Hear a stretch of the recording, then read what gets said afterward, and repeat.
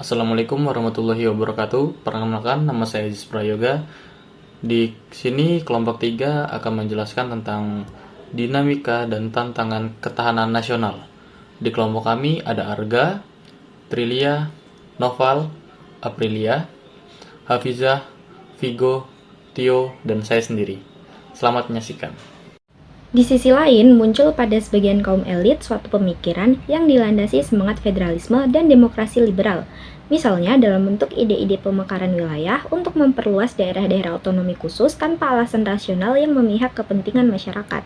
Padahal, ide awal pengembangan otonomi daerah adalah menjadikan daerah sebagai filter bagi gerakan separatisme, mendekatkan rakyat pada pengambil keputusan atau policy maker, dan menyebarkan serta meratakan pusat-pusat pertumbuhan potensi daerah untuk kesejahteraan masyarakatnya.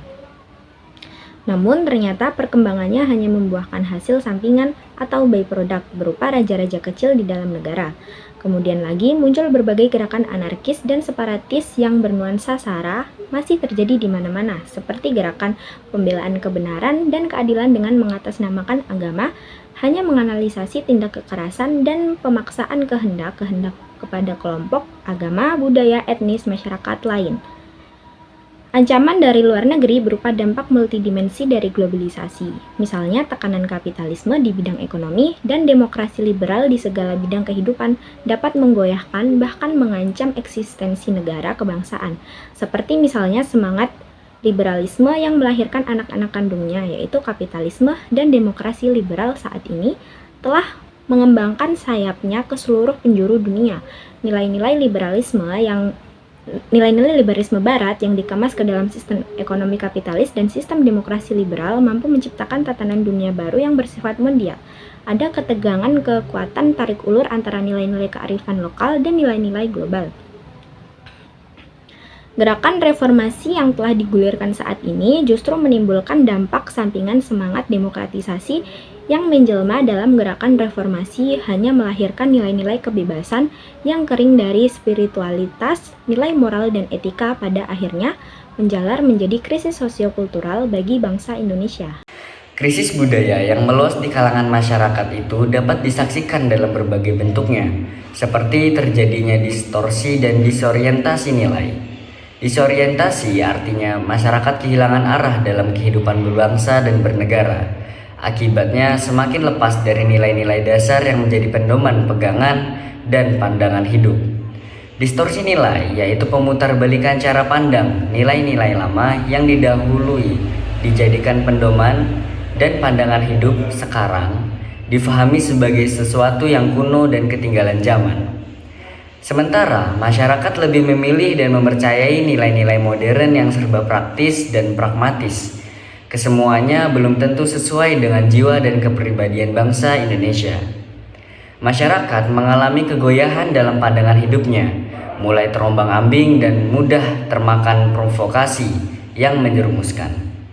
Modus distorsi ditandai oleh semakin menurunnya rasa solidaritas sosial atau kesetiakawanan sebagai sesama anak bangsa. Hidup menjadi hambar, gersang, dan mudah melakukan berbagai tindakan kekerasan dan anarki. Irianto 2006. Merosotnya penghargaan nilai moral, kesatuan sosial, kepatuhan terhadap hukum, nilai etnik berkelanjut konflik yang bernuansa politik, etnis dan agama seperti yang terjadi di Aceh, Kalimantan Barat, dan Tengah, serta Maluku, Sulawesi Tengah.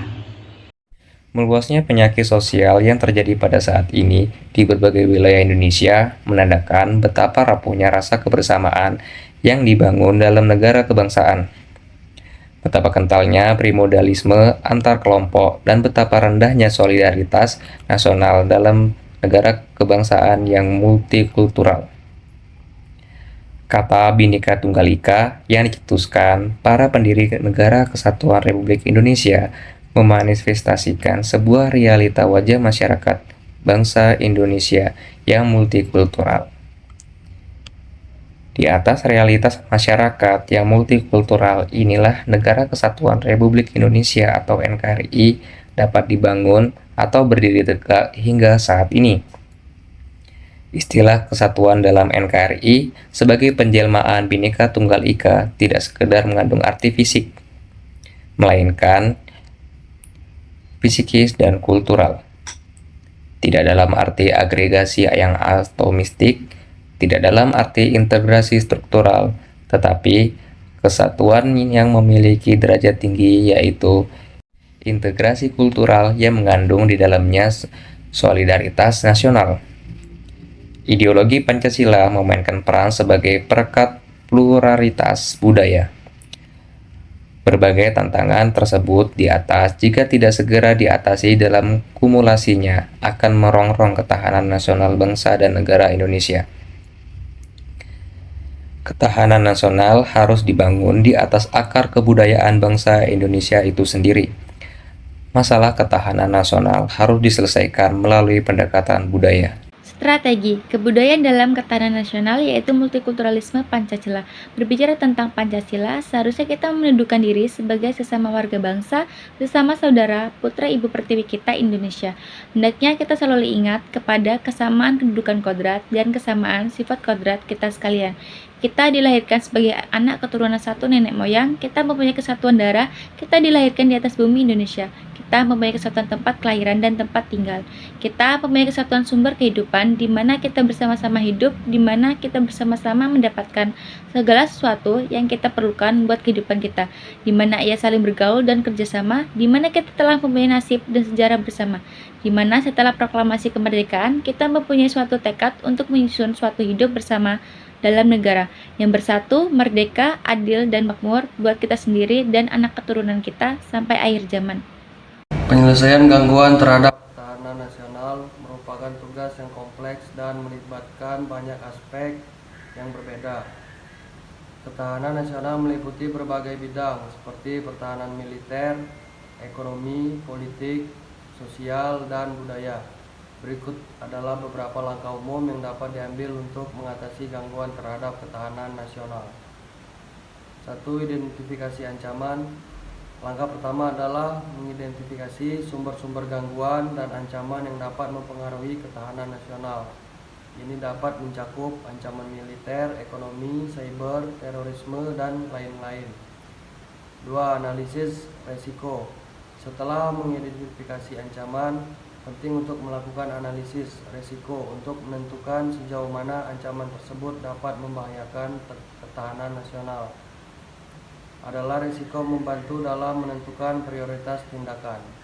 Assalamualaikum warahmatullahi wabarakatuh. Jadi di sini saya akan menjelaskan tentang kesiapsiagaan sosial. Meningkatkan kesiapsiagaan sosial melibatkan pendidikan, pelatihan, dan kesadaran masyarakat terhadap ancaman yang mungkin terjadi. Ini juga termasuk membangun infrastruktur yang tahan terhadap bencana.